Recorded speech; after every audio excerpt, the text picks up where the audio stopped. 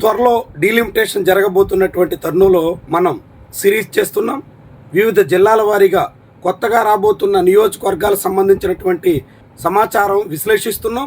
ఈ తరుణంలో ఈరోజు మనం పల్నాడు జిల్లా పరిధిలో ఉన్నటువంటి అసెంబ్లీ నియోజకవర్గాల పరిస్థితి ఎలా ఉండొచ్చు, ఇప్పుడున్న నియోజకవర్గాల్లో ఓటర్ల సంఖ్య ఎలా ఉంది, కొత్తగా రాబోయేటువంటి నియోజకవర్గాలు ఎక్కడెక్కడ అవకాశం ఉండొచ్చు, ఈ విషయాలన్నీ తెలుసుకునే ప్రయత్నం చేద్దాం. ప్రస్తుతం పల్నాడు జిల్లాలో అంటే నరసరావుపేట పార్లమెంటు నియోజకవర్గం పరిధిలో 7 అసెంబ్లీ స్థానాలు ఉన్నాయి. 7 అసెంబ్లీ స్థానాలకు గాను అత్యధికంగా గురజాల అసెంబ్లీ నియోజకవర్గంలో 2,74,557 మంది ఓటర్లు ఉన్నారు. ఇప్పుడు మన రాష్ట్రంలో ఓటర్ల సంఖ్య జనాభా నిష్పత్తి రెండిటితో పోలిస్తే 2:1 ఉంటుంది. అంటే రెండో వంతు ఓటర్లు ఉంటే 1/3 మిగిలిన జనాభా ఉంటుంది. సో ఇప్పుడు 2,74,000 మంది అంటే 2,75,000 మంది సుమారుగా గురజాల అసెంబ్లీ నియోజకవర్గం పరిధిలో ఉన్నారనుకుంటే మరొక 90,000 మంది ఓటర్లు కాని జనాభా గురజాల అసెంబ్లీ నియోజకవర్గంలో నివసిస్తున్నట్టుగా అంచనా వేయాల్సి ఉంటుంది. అంటే సుమారుగా గురజాల అసెంబ్లీ నియోజకవర్గం పరిధిలో 3,70,000 మంది వరకు జనాభా ఉంటారు. అయితే ఇప్పుడు రాబోతున్నటువంటి పునర్వ్యవస్థీకరణలో భాగంగా సగటున 2,10,000 మంది వరకు ఓటర్లుంటే ఒక నియోజకవర్గంగా ఏర్పాటయ్యే అవకాశం ఉందని భావిస్తున్నారు. అంటే దాదాపుగా 1,60,000 మంది వరకు ఆ నియోజకవర్గంలో ఓటర్లు ఉండే అవకాశం ఉంటుంది.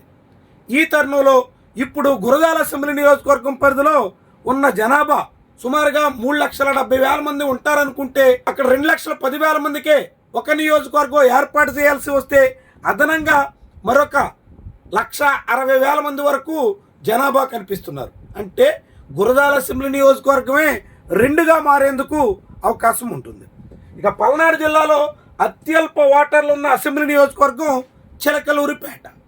చిలకలూరిపేటలో 2,26,546 మంది ఓటర్లు ఉన్నారు.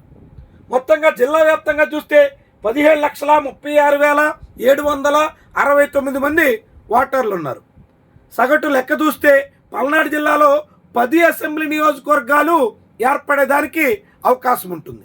అంటే ఇప్పుడున్నటువంటి 7 అసెంబ్లీ నియోజకవర్గాలకు గాను మరొక 3 కొత్త అసెంబ్లీ నియోజకవర్గాలు పల్నాడు జిల్లాలో ఏర్పాటు కాబోతున్నాయి. మరి ఆ 3 అసెంబ్లీ నియోజకవర్గాలు ఎక్కడొస్తాయి? ఇప్పుడు మనం పల్నాడు జిల్లా మ్యాప్ చూస్తే చాలా క్లియర్గా 3 రెవెన్యూ డివిజన్లు కనిపిస్తున్నాయి. గురజాల, సత్తెనపల్లి, నరసరావుపేట 3 కొత్త నియోజకవర్గాలు ఏర్పడే అవకాశం ఉంది. అవేంటి అంటే గురజాల డివిజన్ పరిధిలో కొత్తగా పిడుగురాళ్ల అసెంబ్లీ నియోజకవర్గం రాబోతుంది. పిడుగురాళ్ల కేంద్రంగా కొత్త అసెంబ్లీ నియోజకవర్గం ఏర్పాటు కావడం దాదాపు ఖాయం. ఈ పిడుగురాళ్ల అసెంబ్లీ నియోజకవర్గంతో పాటుగా కొత్తగా కారంపూడి అసెంబ్లీ నియోజకవర్గం కూడా ఏర్పాటయ్యే అవకాశం ఉంది.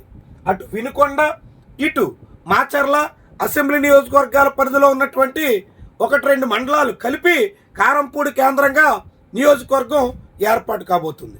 ఇక సత్తెనపల్లి అసెంబ్లీ నియోజకవర్గం పరిధిలో సత్తెనపల్లి, పెదకూరపాడు జనాభాను సర్దుబాటు చేస్తూ ఓటర్లను సర్దుబాటు చేస్తూ వివిధ మండలాలను కలిపి క్రోసూరు కేంద్రంగా కొత్త నియోజకవర్గం ఏర్పాటు చేసే ప్రయత్నాలైతే జరగడానికి ఎక్కువ అవకాశం ఉంది. అంటే ఇప్పుడున్న పల్నాడు జిల్లాలో 7 అసెంబ్లీ నియోజకవర్గాలు, 1 నరసరావుపేట, 2 చిలకలూరుపేట, 3 వినుకొండ, 4 మాచర్ల, 5 గురజాల, 6 సత్తెనపల్లి, 7 పెదకూరపాడు ఉంటే కొత్తగా పిడుగురాళ్ల, క్రోసూరు, దాంతోపాటు కారంపూడి ఈ 3 అసెంబ్లీ నియోజకవర్గాలు ఏర్పాటు చేసే ప్రయత్నాలకైతే ఆస్కారం పుష్కలంగా కనిపిస్తుంది. సో పల్నాడు జిల్లా పరిధిలో అసెంబ్లీ నియోజకవర్గాల సంఖ్య 10కి చేరుతుంది. మరి ఈ జిల్లాలో ఎస్సీ, ఎస్టీ రిజర్వ్డ్ ఏమైనా అయ్యే అవకాశం ఉందా? మహిళలు ఎక్కడ ఎక్కువ మంది ఉండే అవకాశం ఉంది? ఇది కూడా చాలా కీలకమైనటువంటి అంశం. మహిళా రిజర్వేషన్కి సంబంధించి ఏ నియోజకవర్గం కూడా పర్మనెంట్గా మహిళల ఖాతాలో ఉండదు. మొత్తం 10 నియోజకవర్గాలు ఉండేటువంటి పల్నాడు జిల్లాలో మొదటి విడత 3 నియోజకవర్గాలు మహిళా రిజర్వ్డ్ అయితే రాబోయేటువంటి ఎన్నికల నాటికి మరొక 3 మహిళల కోటాలో చేరతాయి. ఆ తర్వాత మిగిలినటువంటి నియోజకవర్గాలు మహిళల ఖాతాలో చేరతాయి. అంటే ఒకసారి జనరల్ అయితే మరోసారి మహిళలు అయ్యేందుకు ఎక్కువ అవకాశాలు ఇప్పుడు రొటేషన్ పద్ధతిలో మహిళా రిజర్వేషన్ అమలు చేసే యోచనలో ఉండడం వల్ల జరగబోతోంది. సో పల్నాడు జిల్లాలో ఇప్పుడున్నటువంటి లెక్క ప్రకారంగా ఎక్కువ మంది మహిళలు ఉన్నటువంటి నియోజకవర్గాలు చూస్తే అత్యధికంగా గురజాల్లోనే ఉన్నారు. ఆ తర్వాత మాచర్ల, వినుకొండ ఈ 2 నియోజకవర్గాల్లో కూడా మహిళల సంఖ్య ఎక్కువగా కనిపిస్తుంది. సో గురజాల కానీ పిడుగురాళ్ళ కానీ ఒకటి మహిళా రిజర్వ్డ్ అవుతుంది. ఆ తర్వాత మాచర్ల, వినుకొండ, కారంపూడి ఈ 3 నియోజకవర్గాల్లో ఒకటి ఖచ్చితంగా మహిళా రిజర్వ్డ్ సీటు అయ్యే అవకాశాలు ఉన్నాయి. అలా ఎస్సీ రిజర్వ్డ్ సీట్ అయ్యే అవకాశం ఉందా అంటే జనాభా రీత్యా రాష్ట్రం ఒక యూనిట్గా తీసుకుని ఎస్సీ జనాభా అత్యధికంగా ఉన్న వాటిని మాత్రమే ఎస్సీ రిజర్వ్డ్ కేటగిరీలో మారుస్తారు. కాబట్టి పల్నాడు జిల్లాలో ఎస్సీ రిజర్వ్డ్ అయ్యే అవకాశాలు చాలా తక్కువ ఉన్నాయి. ఇవి పల్నాడు జిల్లాకు సంబంధించి పునర్వ్యవస్థీకరణ, పునర్విభజన తర్వాత మారబోయేటువంటి, జరగబోయేటువంటి అసెంబ్లీ నియోజకవర్గాల పరిస్థితికి సంబంధించినటువంటి తాజా సమాచారం.